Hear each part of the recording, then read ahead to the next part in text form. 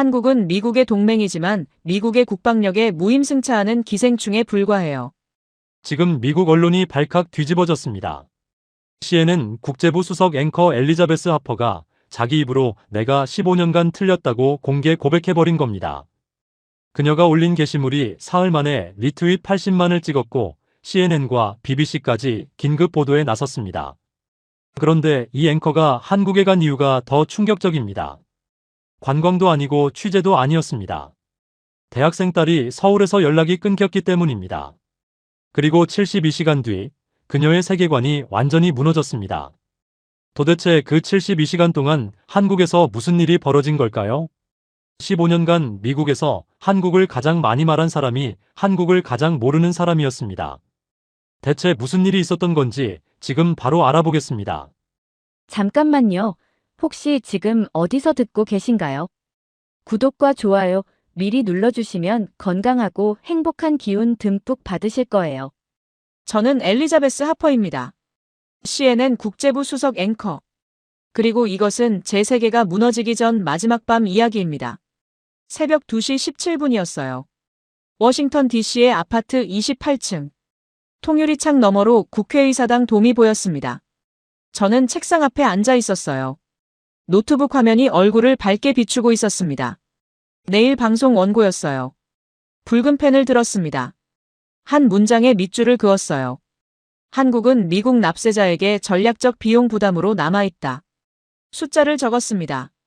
방위비 분담금 12억 달러. 주한미군 유지비 연간 50억 달러. 무역 적자 180억 달러. 깔끔했어요. 명확했습니다. 저는 숫자를 사랑하는 사람이었어요. 감정은 왜곡을 만듭니다. 데이터는 거짓말을 하지 않아요. 하버드에서 정치학을 전공했습니다. 국제관계 석사까지 마쳤어요.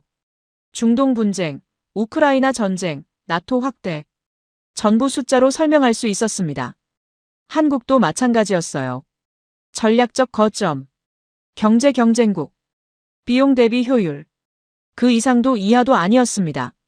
커피잔을 들었어요. 식어 있었습니다. 세 번째 리필이었어요. 문장을 다듬었습니다. 동맹은 재정 현실에 기반한 재조정이 필요하다. 완벽했어요.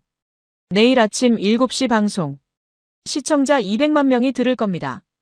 저는 한 번도 틀린 적이 없었어요. 팩트 기반 저널리즘. 그게 제 신념이었습니다. 그때였어요. 전화벨이 울렸습니다. 휴대폰 화면이 밝아졌어요. 국제번호. 낯선 번호였습니다. 무시했어요. 새벽 2시에 받을 전화가 아니었습니다. 벨이 멈췄어요. 정적. 10초. 다시 울렸습니다. 같은 번호. 또 무시했어요. 스팸일 겁니다. 세 번째. 벨이 또 울렸어요. 저는 멈췄습니다. 3번 연속. 이건 스팸이 아니었어요. 손을 뻗었습니다. 전화를 받았어요. 여보세요. 숨소리가 들렸습니다. 거친 숨소리. 울고 있는 것 같았어요. 엘리자베스. 여자 목소리였습니다. 젊은 목소리. 떨리고 있었어요. 누구세요? 저 제시카예요. 소피 룸메이트. 심장이 한 번 크게 뛰었습니다. 소피. 제 딸이었어요. 무슨 일이에요? 목소리가 차갑게 나왔습니다. 습관이었어요. 감정을 배제하는 습관. 제시카가 말했습니다. 소피가 한국에서 연락이 안 돼요. 한국. 그 단어가 귀를 때렸어요. 언제부터? 어제 아침부터요. 인스타 마지막 업로드가 그제 밤이고 전화도 안 받고 문자도 일십이에요. 저는 노트북 화면을 봤습니다. 한국은 전략적 비용 부담이다. 그 문장이 여전히 거기 있었어요. 폰 배터리 나간 거겠죠. 차갑게 말했습니다. 감정을 넣지 않았어요. 아니요. 소피는 보조 배터리 항상 챙겨요. 그리고 하루가 넘었어요. 제시카의 목소리가 떨렸습니다. 엘리자베스, 뭔가 잘못된 것 같아요. 정적이 흘렀어요. 5초, 10초. 대사관에 연락했어요? 했어요. 근데 24시간 안 지나면 정식 수사가 안 된대요. 절차. 그 단어를 알았습니다. 저도 그런 단어를 쓰는 사람이었으니까요. 합리적이고 냉정한. 알겠어요. 제가 확인해 볼게요. 전화를 끊었습니다. 노트북 화면을 봤어요. 커서가 깜빡이고 있었습니다. 손을 올렸어요. 타이핑을 하려고 했습니다. 손가락이 움직이지 않았어요. 소피. 뉴욕대학교 2학년. 문화 콘텐츠 전공. 한국 드라마를 보고 한국어를 독학했습니다. 방에 보라색 포스터가 붙어 있었어요. BTS. 저는 한 번도 관심을 주지 않았습니다.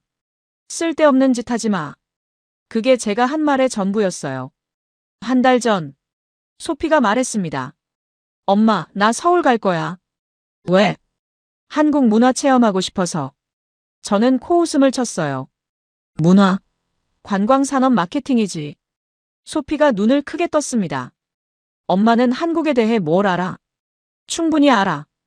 전략적 가치, 경제 지표, 외교 관계. 그게 전부야. 사람은? 뭐?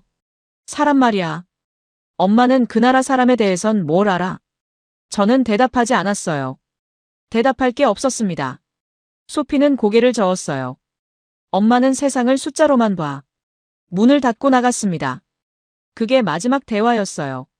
3주 전, 공항 드롭. 소피가 캐리어를 끌고 나왔습니다. 다녀올게. 조심해. 그게 전부였어요. 포옹하지 않았습니다. 저는 차에 앉아서 휴대폰을 봤어요. CNN 긴급 뉴스 알림. 그게 더 중요했습니다. 딸보다. 지금 노트북 화면 앞에 앉아 있었어요. 손이 떨렸습니다. 처음이었어요. 15년 앵커 생활. 카메라 앞에서 한 번도 떨린 적 없는 손. 지금 떨리고 있었습니다. 인스타그램을 열었어요. 소피 계정. 마지막 포스트. 사진 한 장. 한강 야경.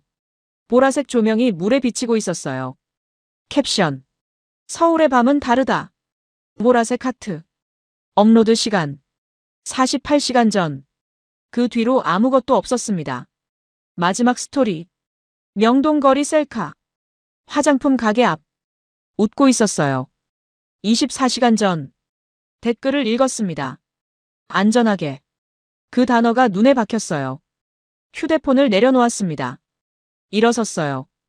창문 앞에 섰습니다. 워싱턴 DC가 내려다 보였어요. 새벽 3시. 거리에 차가 없었습니다. 저는 유리에 비친 제 얼굴을 봤어요. 40대 초반. 주름 하나 없는 이마. 완벽하게 정돈된 머리. 차가운 눈. 이 얼굴로 세상을 재단했습니다. 15년 동안. 그런데 지금 딸이 어디 있는지 모릅니다. 한국. 제가 숫자로만 본 나라. 전략적 비용 부담. 그 나라 어딘가에 소피가 있었어요. 연락이 안 되는 채로. 뒤돌아섰습니다. 노트북 앞에 앉았어요. 커서가 여전히 깜빡이고 있었습니다. 삭제 키를 눌렀어요. 문장이 지워졌습니다. 한 글자씩. 화면이 비었어요. 새 창을 열었습니다. 검색창에 타이핑했어요. 서울행 항공편. 엔터를 쳤습니다. 결과가 떴어요. 달라스 경유 14시간. 다음 출발편. 오전 10시 30분. 7시간 뒤였습니다. 예약 버튼 위에 마우스를 올렸어요. 멈췄습니다. 한국어 한마디도 못합니다. 그 나라 지리도 모릅니다. 딸이 어디 있는지도 모릅니다. 가서 뭘 할 건가요? 합리적으로 생각하면 대사관에 맡기는 게 맞았어요. 전문가들이 처리하게. 절차에 따라. 하지만 손이 움직였습니다. 클릭. 예약 완료. 2,847달러. 1등석. 결제 완료 알림이 떴어요. 인천국제공항. 처음 가보는 곳이었습니다. 휴대폰을 들었어요. CNN 프로듀서 데이비드에게 문자를 보냈습니다. 개인 사정. 일주일 휴가. 답장이 바로 왔어요. 무슨 일? 내일 방송은? 대체 앵커 세워. 엘리자베스, 지금 장난해? 읽었지만 답하지 않았어요. 침실로 갔습니다. 캐리어를 꺼냈어요. 옷을 집어넣기 시작했습니다. 서울 날씨를 검색했어요. 28도. 습도 70%. 여름 옷을 넣었습니다. 세면도구. 충전기. 여권. 기계적으로 움직였어요. 감정을 차단했습니다. 짐을 다 쌌어요. 시계를 봤습니다. 새벽 4시 15분. 지금 나가면 됩니다. 거울을 봤어요. 똑같은 얼굴. 차가운 눈. 하지만 뭔가 달랐습니다. 눈밑이 떨리고 있었어요. 미세하게. 15년 만에 처음이었습니다. 캐리어를 끌고 나왔어요. 현관문 앞에 섰습니다. 뒤돌아봤어요. 서재 불빛이 새어나오고 있었습니다. 노트북 화면이 아직 켜져 있었어요. 빈 문서. 저는 문을 닫았습니다. 엘리베이터 버튼을 눌렀어요. 내려가는 동안 생각했습니다. 한국. 숫자로만 알던 나라. 방위비 12억 달러. 무역 적자 180억 달러. 주한미군 2만 8천 명. 그 숫자 뒤에 뭐가 있는지 한 번도 궁금해하지 않았습니다. 지금 그 나라로 가고 있었어요. 딸을 찾으러. 한국어 한마디 못하는 채로. 엘리베이터 문이 열렸습니다. 로비가 비어 있었어요. 밖으로 나갔습니다. 택시를 잡았어요. 덜레스 공항. 차가 출발했습니다. 창밖으로 워싱턴이 지나갔어요. 국회의사당. 링컨 기념관. 제가 15년간 일한 도시. 숫자로 세상을 설명하던 도시. 지금 떠나고 있었습니다. 모르는 나라로. 그때는 몰랐어요. 그 나라가 제 세계 전체를 뒤집을 거라는 걸. 모르는 나라로 가는 여자. 공항에 도착했을 때 새벽 5시였습니다. 덜레스 국제공항. 체크인 카운터가 막 열리고 있었어요. 1등석 줄은 비어 있었습니다. 여권을 건넸어요. 직원이 화면을 봤습니다. 인천행이시네요. 네. 혼자 가세요? 네. 직원이 탑승권을 건넸어요. 좋은 여행 되세요. 여행이 아니었습니다. 딸을 찾으러 가는 겁니다. 하지만 말하지 않았어요. 보안 검색대를 지났습니다. 게이트로 걸어갔어요. 휴대폰이 울렸습니다. 데이비드였어요. 받았습니다. 엘리자베스, 대체 뭐 하는 거야? 개인 사정이라고 했잖아요. 오늘 방송 어떻게 할 건데? 내가 15년간 한 번도 빠진 적 없는 거 알지? 대체 앵커 세우면 돼요. 대체 앵커? 내 방송을? 시청률 알아? 알아요. 그럼. 저는 게이트 앞에 섰습니다. 인천행 비행기가 보였어요. 창문 너머로. 데이비드, 나 지금 공항이야. 뭐? 딸이 한국에서 연락이 안 돼. 잠깐만. 한국? 넌 한국 관련 보도만 10년째 하잖아. 그 나라 가본 적도 없으면서. 그래서 지금 가는 거예요. 데이비드가 웃었습니다. 비웃음이었어요. 가서 뭐 할 건데? 한국어 할 줄 알아? 저는 대답하지 못했습니다. 데이비드가 말했어요. 엘리자베스, 감정 빼. 이건 내 딸 문제가 아니라 내 커리어 문제야. 제 딸 문제예요. 전화를 끊었습니다. 탑승 안내 방송이 나왔어요. 1등석 승객부터 탑승해 주시기 바랍니다. 줄을 섰습니다. 탑승권을 건네서요. 비행기에 올랐습니다. 좌석 2A. 창가였어요. 앉았습니다. 승무원이 샴페인을 건넸어요. 손을 저었습니다. 물만 주세요. 비행기가 움직이기 시작했습니다. 활주로로 나갔어요. 속도가 붙었습니다. 26. 기체가 떠올랐어요. 창밖으로 워싱턴이 작아졌습니다. 국회의사당이 점이 됐어요. 사라졌습니다. 구름 위로 올라갔습니다. 기내 방송이 나왔어요. 영어로 먼저. 그 다음 한국어. 한국어 방송을 들었습니다. 한 단어도 못 알아들었어요. 그냥 소음이었습니다. 의미 없는 음절의 나열. 저는 창밖을 봤어요. 구름이 펼쳐져 있었습니다. 소피가 떠올랐어요. 3년 전. 소피가 처음 한국어 교재를 샀을 때. 방에서 혼자 공부하고 있었습니다. 저는 지나가다가 봤어요. 뭐하니? 한국어 공부. 왜? BTS 노래 가사 이해하고 싶어서. 저는 코웃음을 쳤습니다. 쓸데없는데 시간 낭비하지 마. 소피가 저를 봤어요. 엄마는 왜 항상 그래? 뭐가? 다른 나라 문화에 관심 갖는 게 왜 쓸데없어? 저는 대답했습니다. 관심 가져도 돼. 하지만 우선순위를 생각해. 넌 정치학 전공이잖아. 나 문화 콘텐츠로 바꿨어. 뭐? 전공. 문화 콘텐츠로 바꿨어. 저는 멈췄어요. 왜? 내가 하고 싶은 거니까. 소피는 교재로 돌아갔습니다. 저는 더 이상 말하지 않았어요. 문을 닫고 나왔습니다. 그날 밤, 남편 제임스에게 말했어요. 소피가 전공을 바꿨대. 뭘로? 문화 콘텐츠. 제임스가 웃었습니다. 좋잖아. 자기가 좋아하는 거 하는 건데. 저는 고개를 저었어요. 현실성이 없어.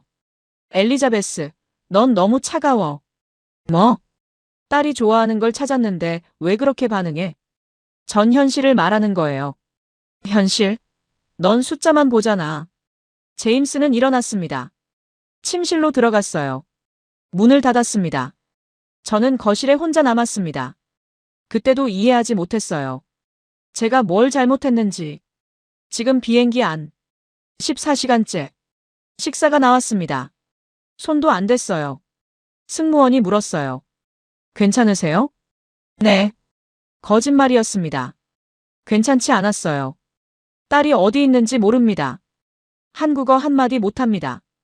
그 나라에 대해 아는 게 숫자뿐입니다. 창밖을 봤어요. 태평양이었습니다. 끝없이 펼쳐진 바다. 저 아래 어딘가에 한국이 있습니다. 소피가 사랑한 나라. 제가 한 번도 이해하려고 하지 않은 나라. 눈을 감았어요. 소피의 얼굴이 떠올랐습니다. 공항에서 헤어질 때. 다녀올게. 조심해. 그게 전부였어요. 안아주지 않았습니다. 잘 다녀오라고도 하지 않았어요. 만약 그게 마지막이면? 그 생각이 머리를 때렸습니다. 마지막 대화가 조심해 두 마디면? 가슴이 조였어요. 처음이었습니다. 이런 감정. 15년간 느껴본 적 없는. 기내 방송이 또 나왔어요. 한국어. 여전히 못 알아들었습니다. 하지만 이번엔 달랐어요. 소피는 이 언어를 알아듣습니다. 3년 동안 혼자 공부해서 제가 쓸데없다고 한 그 언어를. 그 언어가 지금 필요했어요. 딸을 찾으려면. 비행기가 흔들렸습니다. 난기류. 기체가 약간 떨렸어요. 안전벨트 사인이 켜졌습니다. 저는 창밖을 봤어요. 구름 사이로 햇빛이 비쳤습니다. 한국까지 3시간 남았습니다. 3시간 뒤. 모르는 나라에 내립니다. 한국어 한마디 못하는 채로. 딸이 어디 있는지도 모르는 채로. 가서 뭘 할 수 있을까요? 모르겠습니다. 하지만 가야 했어요. 엄마니까. 처음으로 그 단어가 숫자보다 무거웠습니다. 엄마. 15년간 CNN 앵커였어요. 숫자로 세상을 설명하는 사람. 하지만 지금 숫자는 아무 의미가 없었습니다. 딸 하나. 그것만 중요했어요. 기내 조명이 어두워졌습니다. 승객들이 잠들기 시작했어요. 저는 잠들 수 없었습니다. 눈을 감으면 소피가 보였으니까요. 한강 야경 사진. 보라색 조명. 웃는 얼굴. 48시간 전. 그 뒤로 아무것도 없습니다. 휴대폰을 꺼냈어요. 인스타그램을 또 열었습니다. 여전히 업데이트가 없었어요. 마지막 포스트 그대로. 서울의 밤은 다르다. 저는 화면을 내렸습니다. 창밖을 봤어요. 어둠이 깔려 있었습니다. 태평양 상공. 한국까지 2시간 반. 곧 도착합니다. 모르는 나라에. 그때는 몰랐어요.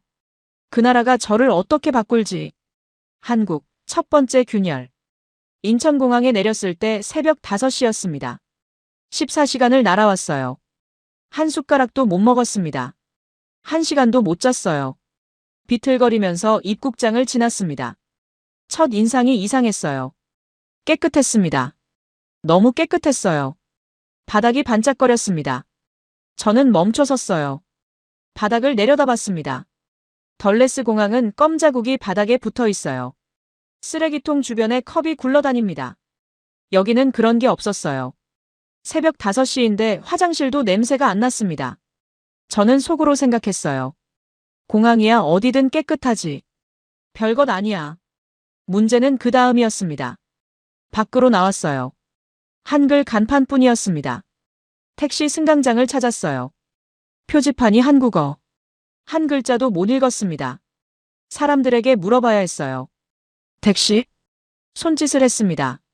한 남자가 방향을 가리켰어요. 고개를 숙였습니다. 감사합니다. 한국어로 할 줄 아는 유일한 말이었어요. 택시 승강장. 줄을 섰습니다.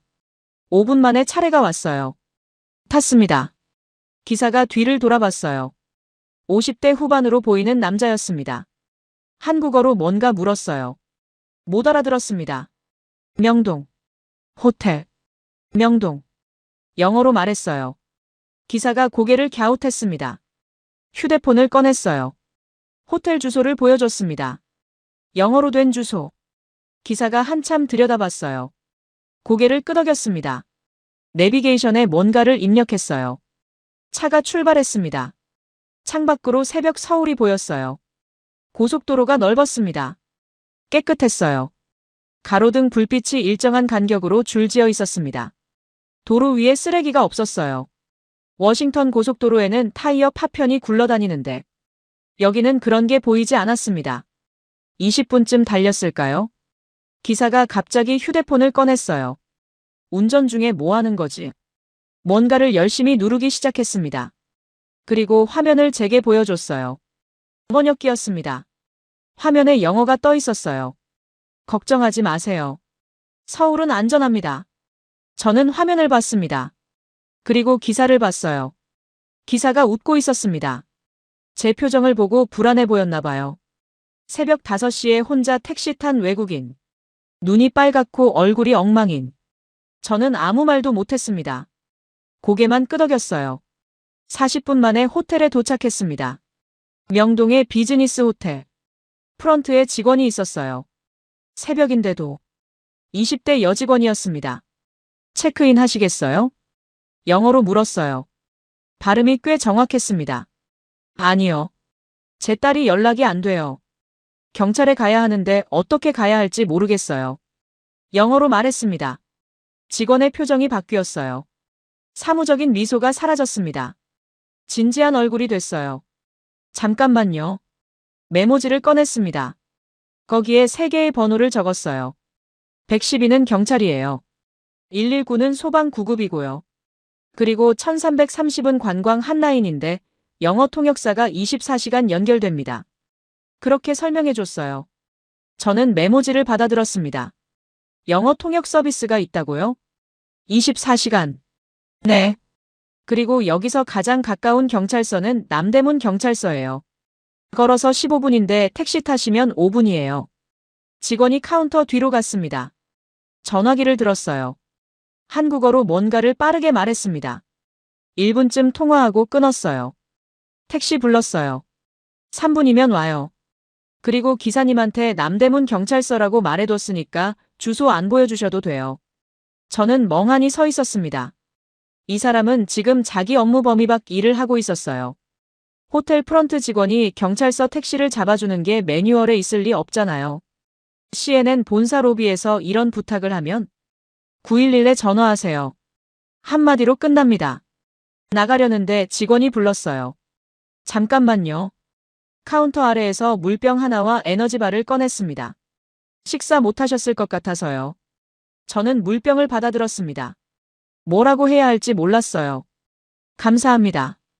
그게 전부였습니다. 그 이상 말이 안 나왔어요. 밖으로 나왔습니다. 택시가 이미 와 있었어요. 탔습니다. 기사가 아무 말 없이 출발했어요. 주소를 물어보지도 않았습니다. 호텔 직원이 미리 말해둔 거죠. 택시 안에서 물병을 열었어요. 물을 마셨습니다. 창밖을 봤어요. 새벽 6시가 되어가고 있었습니다. 서울거리에 사람들이 하나둘 나오기 시작했어요. 출근하는 사람들, 바쁘게 걸어가는 사람들, 커피를 들고 걷는 사람들. 평범한 아침이었습니다. 저는 손에 든 메모지를 봤어요. 3개 번호. 그리고 생각했습니다. 이 나라에 대해 내가 아는 게 뭐가 있지?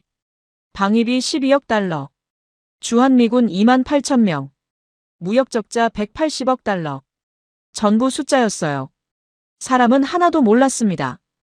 그런데 방금 호텔 직원은 새벽에 혼자 들어온 외국인한테 경찰서 택시를 잡아주고 물병까지 건네줬어요. 이름도 모르는 사람한테 팁을 기대한 걸까요? 아니었어요.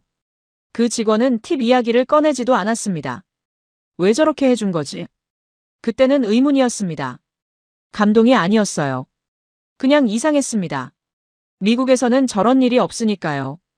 택시가 경찰서 앞에 섰어요. 요금을 냈습니다. 내리면서 경찰서 건물을 올려다봤어요. 여기서 딸을 찾을 수 있을까? 한국어 한마디 못하는 제가 이 낯선 나라에서 입구에 표지판이 보였습니다. 한글 아래에 영어가 쓰여 있었어요. 외국인 방문자 지원. 문을 밀었습니다. 그리고 저는 그 안에서 제 인생 전체를 뒤흔들 한 시간을 보게 됩니다. 국가가 아니라 사람이 움직인다. 안으로 들어가자 접수 창구가 보였습니다. 경찰관 한 명이 앉아 있었어요. 30대 초반으로 보이는 남자. 저를 보더니 한국어로 뭔가 말했습니다. 당연히 못 알아들었어요. 제 딸이 실종됐어요. 도와주세요. 영어로 말했습니다. 평소에는 카메라 앞에서 유려한 영어를 구사하는 사람이에요. 200만 시청자 앞에서 동맹분담금 세부 조항을 논하는 사람. 그런데 지금 딸이 사라진 나라 경찰서에서 떨리는 목소리로 더듬고 있었습니다. 접수 경찰관이 고개를 끄덕였어요. 바로 두 가지를 했습니다. 하나, 주머니에서 휴대폰을 꺼내 번역 앱을 켰어요. 둘, 내선 전화를 들어 어딘가에 빠르게 한국어로 말했습니다. 3분이 지났어요. 복도 끝에서 한 남자가 걸어왔습니다. 셔츠에 넥타이를 맨 형사. 30대 후반 정도. 카드를 보여줬어요. 영어로 이름이 써 있었습니다. 박준석. 수사과 형사였어요. 미세스 하퍼? 영어로 물었습니다.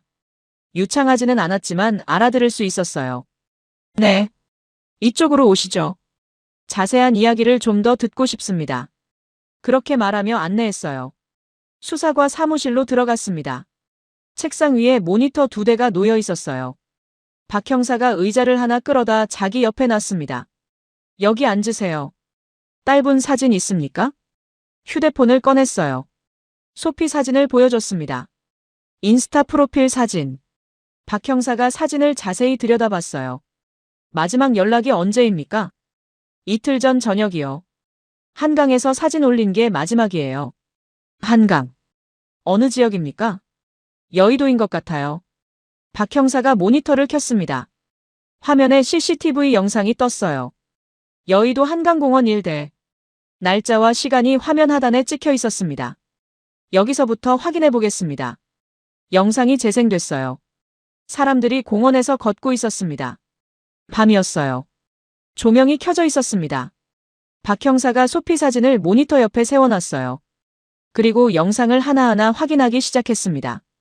카메라 각도를 바꿨어요. 시간대를 조정했습니다. 화면을 확대했어요. 10분이 지났습니다. 못 찾았어요. 20분. 박 형사가 카메라를 다른 위치로 전환했습니다. 30분. 저는 초조해서 다리를 떨기 시작했어요. 박 형사는 포기하지 않았습니다. 화면을 뒤로 감았다가 앞으로 돌렸어요. 또 다른 카메라로 바꿨습니다. 얼굴이 진지했어요. 한마디도 하지 않고 모니터만 봤습니다. 40분이 됐을 때 저는 입을 열었어요.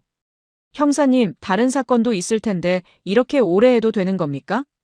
박 형사가 모니터에서 눈을 떼지 않은 채 대답했습니다. 어머니가 딸을 찾고 있잖아요. 당연히 해야죠. 저는 아무 말도 못했습니다. 당연히 해야 한다고요. 이름도 모르는 외국인의 딸을요. 새벽부터 출근해서 모니터 앞에 앉아 1시간 넘게 CCTV를 돌려보는 게 당연하다고요.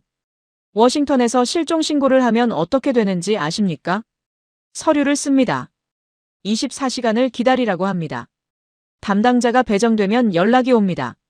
그 담당자가 CCTV를 같이 봐주는 일은 없어요. 절대로요. 절차에 따라 진행됩니다. 그 한마디가 끝입니다. 그런데 이 형사는 지금 1시간째 제 옆에 앉아 있었어요.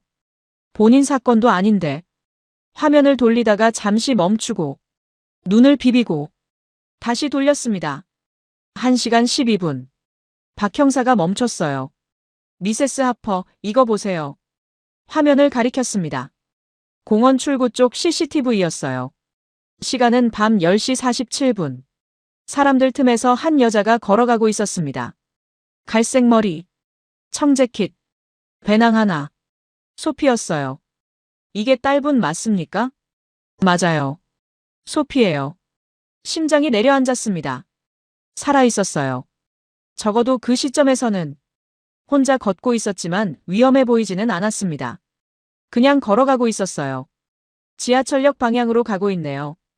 교통카드 사용 내역을 확인해 볼 수 있습니다. 딸분이 카드를 쓰셨다면 어디서 탔고 어디서 내렸는지 나옵니다.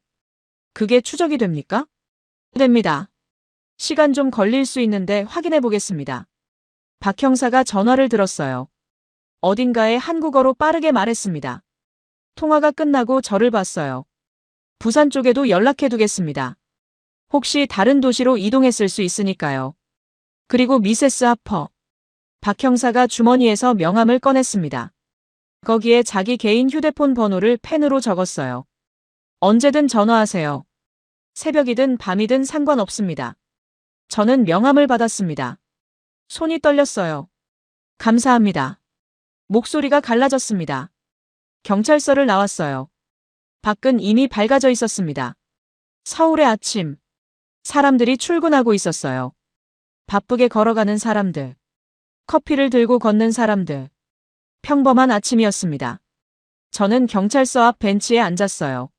명함을 내려다봤습니다. 박준서 수사과. 그 아래에 펜으로 쓴 번호. 어머니가 딸을 찾고 있잖아요. 당연히 해야죠. 그 말이 계속 맴돌았습니다. 방위비 12억 달러. 주한미군 2만 8천 명. 제가 아는 한국은 숫자였어요. 그 숫자 뒤에 1시간 12분 동안 CCTV를 돌려주는 형사가 있을 거라고는 단 한 번도 생각해 본 적이 없었습니다. 처음으로 숫자가 흔들렸습니다. 속도의 나라, 마음의 나라. 전화가 울렸습니다. 막 형사였어요. 미세스 하퍼, 기차 예매 기록 나왔습니다. 딸분이 서울역에서 KTX를 탔어요. KTX? 한국 고속열차입니다.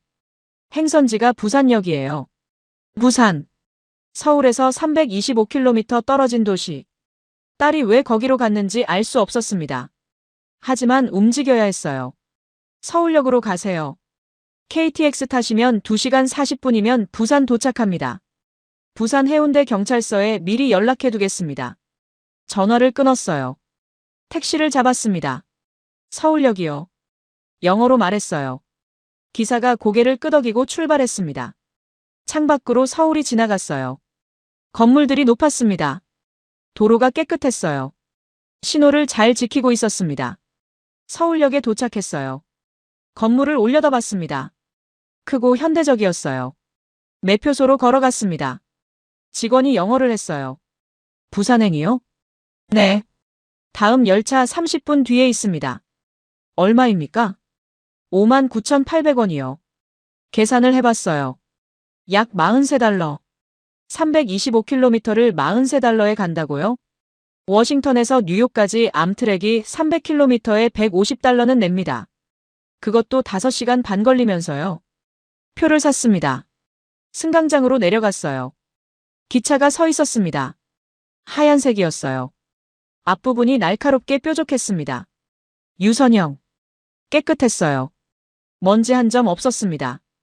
암트랙은 외벽에 기름때가 끼어 있고 페인트가 벗겨져 있는데 이 기차는 방금 공장에서 나온 것 같았어요.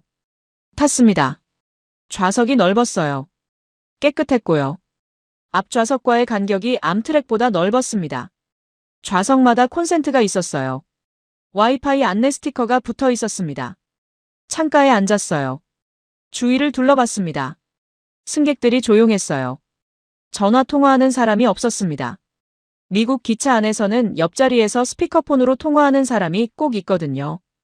여기는 아무도 큰 소리를 내지 않았어요. 출발 시간이 됐습니다. 기차가 움직이기 시작했어요. 처음엔 천천히. 그러다가 속도가 붙었습니다. 건물들이 빠르게 지나가기 시작했어요. 휴대폰을 꺼냈습니다. 속도 앱이 있었거든요.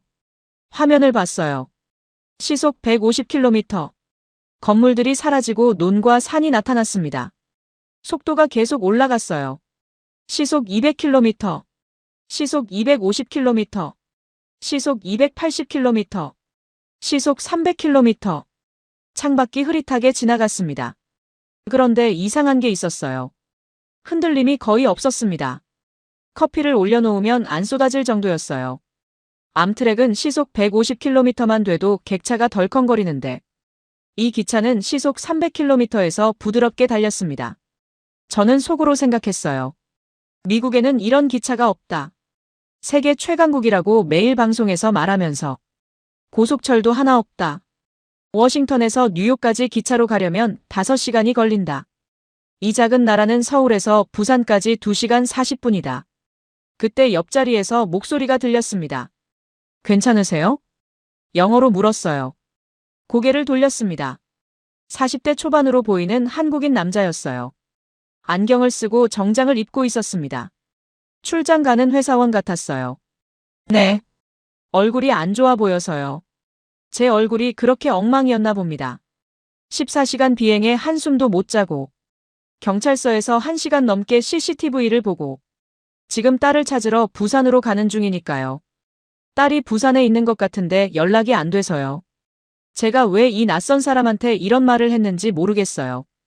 피곤했던 거겠죠. 아니면 누군가한테 말을 하고 싶었던 거겠죠. 남자의 표정이 진지해졌습니다.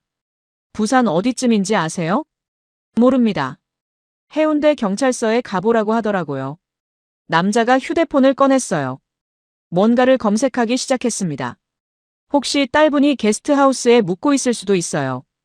외국인 배낭여행객 많이 가면 해운대 쪽 게스트하우스에 많이 머무르거든요. 화면을 보여줬습니다. 해운대 근처 게스트하우스 목록이었어요. 10개가 넘었습니다. 전화번호까지 다 나와 있었어요. 이거 사진 찍어두세요. 경찰서에서 안 되면 직접 전화해 보셔도 돼요. 저는 사진을 찍었습니다. 그리고 남자를 봤어요. 왜 이렇게까지 해주시는 겁니까? 진짜 모르겠었어요. 기차에서 옆자리에 앉은 사람이 낯선 외국인의 사정을 듣고 게스트하우스 목록까지 검색해주는 일이 미국에서는 없습니다. 절대로요. 뉴욕 지하철에서 옆 사람한테 말 걸면 미친 사람 취급받아요. 남자가 웃었습니다. 별거 아닌데요. 딸 찾으시는 거잖아요. 또 그 말이었어요. 박 형사도 같은 말을 했습니다. 어머니가 딸을 찾고 있잖아요. 당연히 해야죠. 이 사람도 비슷한 말을 하고 있었어요. 딸 찾으시는 거잖아요. 마치 그것만으로 충분한 이유가 된다는 듯이. 미국에서는 이유가 충분하지 않으면 아무도 안 움직입니다. 돈이 되거나, 의무가 되거나, 법적 책임이 있거나, 셋 중 하나는 있어야 해요. 그런데 이 나라 사람들은 이유 없이 움직이고 있었어요.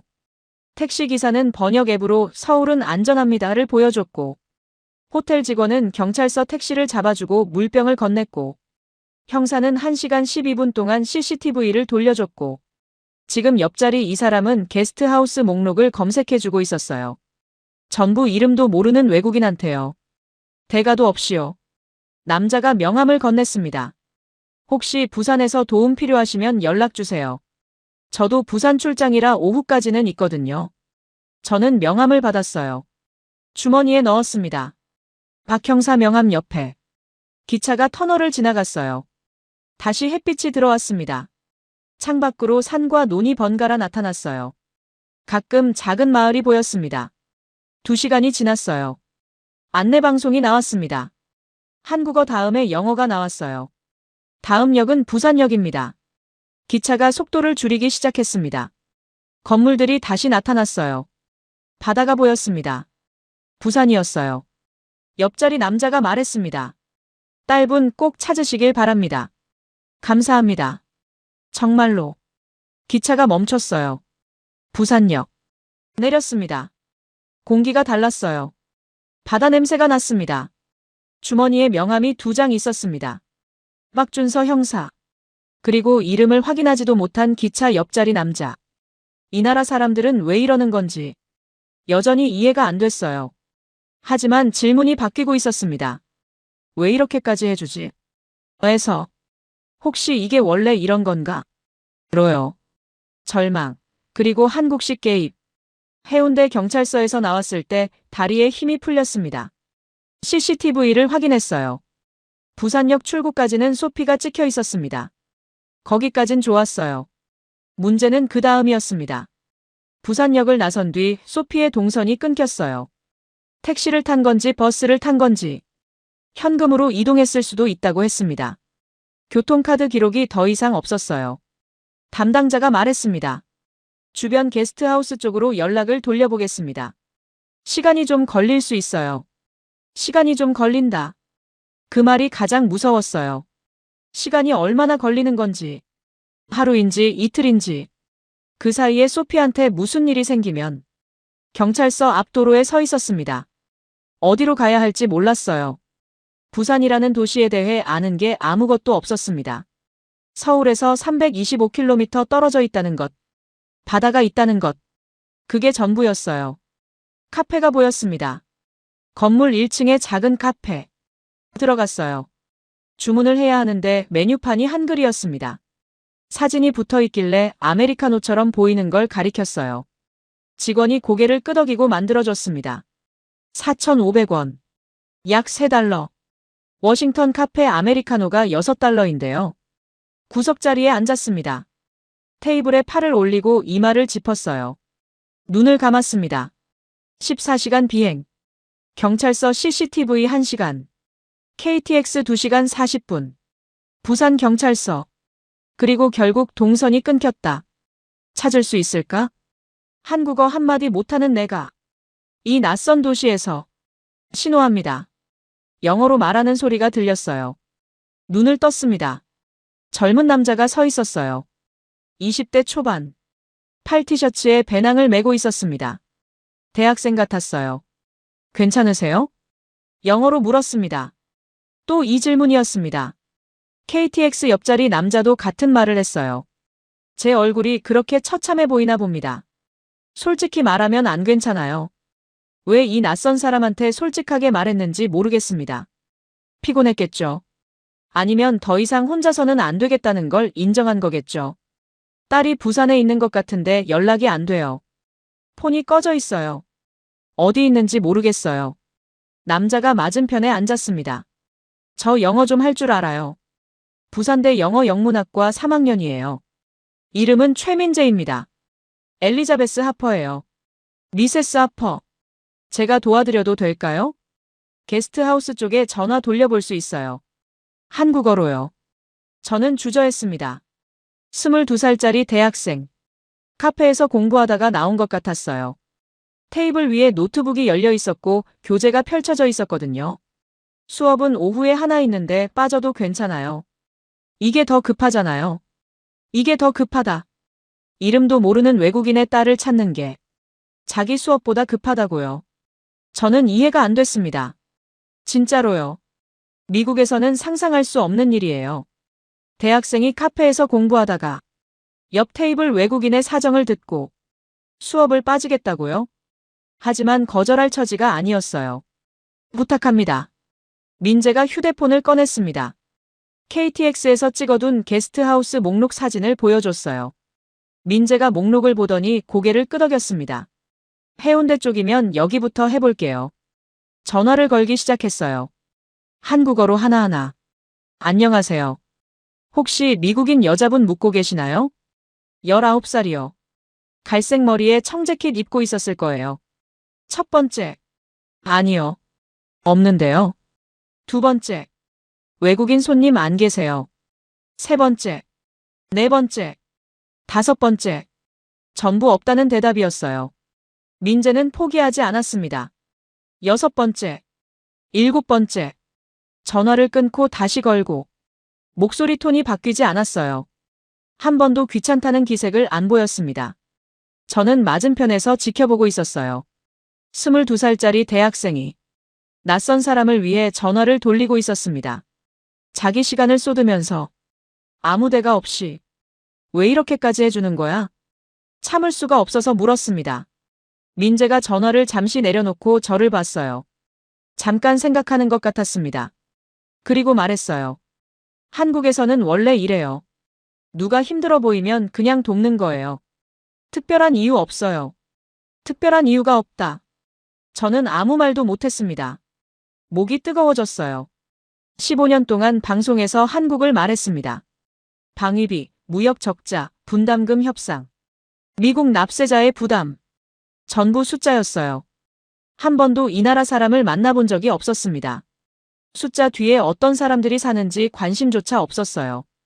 그 숫자 뒤에 이런 사람이 있었습니다. 카페에서 공부하다가 옆 테이블 외국인의 얼굴이 안 좋아 보여서 말을 걸고 수업을 빠지고 전화를 돌리는 22살짜리 대학생. 민재가 8번째 전화를 걸었습니다. 안녕하세요. 혹시 미국인 여자분 묻고 계시나요? 19살이요. 잠시 침묵이 흘렀어요. 민재의 표정이 바뀌었습니다. 눈이 커졌어요. 네. 있어요? 갈색 머리요? 폰을 잃어버려서 연락을 못하고 있다고요? 저는 벌떡 일어났습니다. 민재가 저를 봤어요. 고개를 끄덕였습니다. 미세스 하퍼. 찾은 것 같아요. 이 나라가 딸을 지켰다. 민재가 전화를 끊고 주소를 메모했습니다. 해운대 골목 안쪽에 있는 작은 게스트하우스였어요. 여기서 택시로 10분이에요. 같이 가시죠. 택시를 잡았습니다. 민재가 기사한테 한국어로 주소를 말했어요. 차가 출발했습니다. 저는 뒷좌석에서 주먹을 쥐고 있었어요. 손바닥에 땀이 났습니다. 찾은 거야, 정말? 게스트하우스 사장님한테 확인한 게 전부였어요. 미국인 여자. 갈색 머리. 19살. 폰을 잃어버렸다. 소피가 맞을 수도 있고 아닐 수도 있었습니다. 하지만 상황이 너무 정확하게 들어맞았어요. 10분 뒤 택시가 멈췄습니다. 좁은 골목이었어요. 양쪽에 작은 건물들이 줄지어 있었고 빨래가 걸려 있었습니다. 간판이 보였습니다. 한글로 써 있었는데 그 아래에 영어로 작게 게스트하우스라고 적혀 있었어요. 여기에요. 민재가 앞장섰습니다. 문 앞에 섰어요. 저는 심호흡을 했습니다. 가슴이 너무 세게 뛰었어요. 문을 밀었습니다. 작은 거실 같은 공간이었어요. 바닥에 돗자리가 깔려 있었고 한쪽 벽에 선반이 있었습니다. 신발이 가지런히 놓여 있었어요. 그리고 봤습니다. 소피가 바닥에 앉아 있었어요.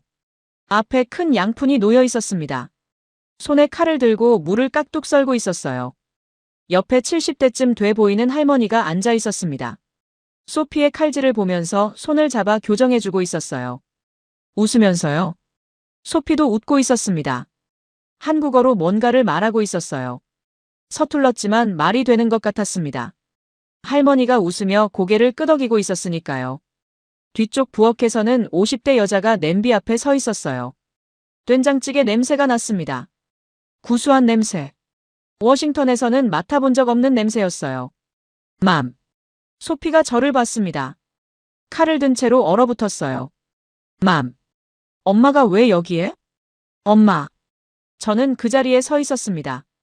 움직일 수가 없었어요. 소피가 일어났습니다. 양푼을 밀어놓고 제게 뛰어왔어요. 껴안았습니다. 엄마 어떻게 온 거야? 엄마가 한국에. 전화가 안 돼서. 아이폰이 꺼져 있어서. 아폰 해운대에서 셀카 찍다가 바다에 빠뜨렸어. 완전히 고장났어. 엄마 번호 외우고 있었으면 전화했을 텐데 번호를 모르잖아. 인스타도 폰 없으면 로그인이 안 되고. 폰을 바다에 빠뜨린 거였습니다. 그것뿐이었어요. 납치도 아니고, 사고도 아니고, 범죄도 아니고, 폰을 잃어버린 것뿐이었습니다. 다리에서 힘이 빠졌어요. 주저앉을 뻔했습니다. 부엌에 있던 50대 여자가 다가왔어요. 게스트하우스 사장님이었습니다. 민재가 통역을 했습니다. 이분이 사장님이에요. 장혜숙 씨. 이틀 전에 이 아이가 들어왔어요. 울고 있었어요. 폰을 잃어버려서 어디로 가야 할지 모르겠다고요. 돈은 있는데 연락할 방법이 없다고. 그래서 여기서 지내라고 했어요. 제 폰으로 대사관에 전화하려고 했는데 이 아이가 엄마 번호를 모른대요. 내일 같이 대사관 가려고 했어요. 저는 장혜숙 씨를 봤습니다. 왜 모르는 사람을 재워준 겁니까? 숙박비도 안 받고요. 민재가 통역했어요. 장혜숙 씨가 대답했습니다. 아이가 울고 있었잖아요. 보내면 안 되잖아요. 보내면 안 되잖아요. 저는 입을 다물었습니다. 옆에 앉아있던 할머니도 일어났어요. 민재가 소개해줬습니다. 이분은 오복순 할머니예요. 옆집에 사시는데 매일 놀러 오시는 분이래요. 소피한테 한국 요리를 가르쳐주고 계셨대요. 오복순 할머니가 저를 보며 뭔가 말했어요. 한국어였습니다. 민재가 통역했습니다. 딸이 예쁘고 착하다고요. 깍두기 만드는 거 금방 배웠다고. 한국어도 잘한다고. 소피가 제 팔을 잡았습니다. 엄마. 오복순 할머니가 깍두기 만드는 법 가르쳐줬어. 나 한국어로 대화했어. 할머니가 내 발음 좋다고 했어. 저는 소피를 봤어요. 3년 동안 방에서 BTS를 들으면서 독학한 한국어. 제가 쓸데없다고 했던 그 한국어. 그 언어가 낯선 나라에서 딸을 지켜준 거였어요. 할머니와 대화할 수 있게 해준 거였어요. 장혜숙 씨가 밥상을 차리기 시작했습니다. 식사하세요. 배고프시죠? 된장찌개, 밥, 김치, 나물, 계란말이. 그리고 소피가 직접 만든 깍두기. 반찬이 5개나 됐어요. 저는 장혜숙 씨에게 물었습니다. 이것도 다 포함인 겁니까? 민재가 통역하자 장혜숙 씨가 웃었어요. 당연하죠. 밥 먹는데 반찬이 빠지면 어떡해요? 당연하다고요. 미국 식당에서 반찬을 추가하면 전부 돈이에요. 샐러드 추가 4달러. 소스 추가 1달러. 전부 따로 계산합니다. 여기서는 5가지 반찬이 그냥 나왔어요. 당연하다는 듯이. 숟가락을 들었습니다. 한 숟가락 떴어요. 입에 넣었습니다. 따뜻했어요. 깊은 맛이었습니다. 14시간 비행과 경찰서와 기차와 카페를 거치면서 아무것도 못 먹었어요. 호텔 직원이 준 에너지바 하나가 전부였습니다. 그리고 지금 이 따뜻한 국물이 목을 타고 내려갔어요. 깍두기를 집었습니다. 소피가 만든 깍두기. 아삭했어요. 시원했습니다. 그리고 저는 숟가락을 내려놓았습니다. 고개를 숙였어요. 울었습니다. 소피가 놀랐어요. 장혜숙 씨가 조용히 자리를 비켜줬습니다. 오복순 할머니가 민재한테 뭐라고 했어요. 민재가 작게 대답했습니다. 아마 어머니가 감격해서 그래요. 같은 말이었을 겁니다. 한참 후에 고개를 들었어요. 소피를 봤습니다. 이 사람들이 널 지키고 있었구나. 소피가 고개를 끄덕였어요. 눈이 빨개져 있었습니다. 네. 장혜숙 이모가 밥 해주고, 오복순 할머니가 놀아주고, 엄마. 한국 사람들 진짜 좋아. 장혜숙 씨를 봤어요. 오복순 할머니를 봤습니다. 민재를 봤어요. 이름도 모르는 외국인의 딸을 자기 집에 재우고, 밥을 해주고, 요리를 가르쳐주고, 왜냐고 물으면, 보내면 안 되잖아요 라고 대답하는 사람들. 이게 제가 방송에서 비용 부담이라고 말하던 그 나라 사람들이었습니다. KTX를 타고 서울로 돌아왔습니다. 서울역에서 박 형사한테 전화했어요. 찾았습니다. 무사합니다. 다행이에요. 미세스 하퍼. 정말 다행입니다. 박 형사 목소리가 밝아졌어요. 형사님 정말 감사합니다. 그 1시간 12분 평생 잊지 않겠습니다. 별 말씀을요. 어머니시니까요. 또 그 말이었어요. 어머니시니까. 당연히 해야 하니까. 인천공항 면세점. 소피가 뭔가를 사왔어요. BTS 앨범이었습니다. 2장. 하나는 내 거고 하나는 엄마 거야. 저는 앨범을 받았습니다. 보라색 표지. 3년 동안 소피 방벽에 붙어있던 그 색깔. 고마워. 소피가 웃었어요. 엄마가 BTS 앨범을 받다니. 탑승 게이트. 소피는 옆에서 졸고 있었어요. 저는 휴대폰을 꺼냈습니다. X앱을 열었어요. 타이핑을 시작했습니다. 나는 15년간 CNN에서 한국을 비용 부담이라고 방송했다. 내 딸이 서울에서 연락이 끊겼을 때 한국어 한마디 못하는 채로 그 나라에 갔다. 경찰관이 1시간 12분 동안 CCTV를 같이 봐줬다. 대학생이 수업을 빠지고 통역해줬다. 게스트하우스 사장님이 모르는 외국인의 딸을 재워줬다. 할머니가 내 딸에게 깍두기를 가르쳐줬다. 왜냐고 물었더니 대학생이 말했다. 한국에서는 원래 이래요. 나는 15년간 한국을 숫자로만 봤다. 그 숫자 뒤에 이런 사람들이 살고 있었다. 내가 틀렸다. 게시 버튼 위에 손가락을 올렸어요. 소피를 봤습니다. 옆에서 잠들어 있었어요. 이 아이가 사라졌을 때 이 나라 사람들이 지켜줬습니다. 이름도 모르는 사람들이 아무 데가 없이 게시를 눌렀습니다. 비행기가 이륙했어요. 창밖으로 인천공항이 작아졌습니다. 며칠 전 이 공항에 내렸을 때 저는 이 나라에 대해 아는 게 방위비 숫자밖에 없었어요. 지금은 달랐습니다. 박준서 형사를 알고, 최민재를 알고, 장혜숙 씨를 알고, 오복순 할머니를 알았습니다. 숫자가 아닌 사람을 알게 된 겁니다. 소피가 잠에서 깼어요. 엄마 또 올 거지? 올 거야. 처음으로 확신을 담아 말했어요. 워싱턴 공항에 내렸습니다. 폰을 켰어요. 알림이 폭주했습니다. X앱을 열었어요. 리트윗 18만. 좋아요 45만. 14시간 만에. 사흘 뒤 리트윗 80만을 찍었습니다. CNN이 보도했어요. BBC도 다뤘습니다. 한국 언론에서도 기사가 나갔어요. CNN 앵커 한국에서 딸 찾은 뒤 15년간 틀렸다 고백. 다음 방송. 앵커 데스크에 앉았습니다. 카메라 빨간 불이 켜졌어요. 시청자 여러분, 오늘은 좀 다른 이야기를 하겠습니다. 한국 이야기를 했습니다. 박준서 형사 이야기, 최민재 이야기, 장혜숙 씨 이야기, 오복순 할머니 이야기, 방위비가 아니라 사람 이야기를요. 방송이 끝나고 시청률을 확인했습니다. 그 시간대 1위였어요. 집에 왔습니다. 서재 책상 위. 빨간 펜 밑줄 원고가 그대로 있었습니다. 한국은 미국 납세자에게 전략적 비용 부담으로 남아있다. 원고를 접어서 서랍에 넣었습니다. 소피가 방에서 나왔어요. 음악 소리가 들렸습니다. BTS. 엄마 그거 듣고 있어? 응. 비행기에서 들었는데 꽤 좋네. 소피가 웃었어요. 엄마, 다음에 또 갈 수 있어? 가자. 이번엔 엄마가 먼저 가자고 할게. 소피가 껴안았어요. 저는 소피의 등을 두드렸습니다. 출발 전날 밤에 하지 못했던 걸 지금 하고 있었어요. 그날 밤, 한국어 학습 앱을 설치했습니다. 첫 번째 레슨. 안녕하세요. 따라 읽었어요. 15년 동안 이 나라를 숫자로 봤습니다. 방위비 12억 달러. 주한미군 2만 8천 명. 무역적자 180억 달러. 한 번도 의심하지 않았어요.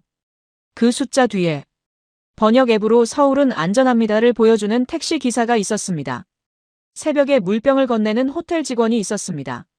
1시간 12분 동안 CCTV를 돌려주는 형사가 있었습니다. 수업을 빠지고 전화를 돌리는 대학생이 있었습니다. 모르는 아이를 자기 집에 재우는 게스트하우스 사장님이 있었습니다. 외국인 소녀에게 깍두기를 가르치는 할머니가 있었습니다. 한국은 숫자가 아니었습니다. 한국은 사람이었습니다.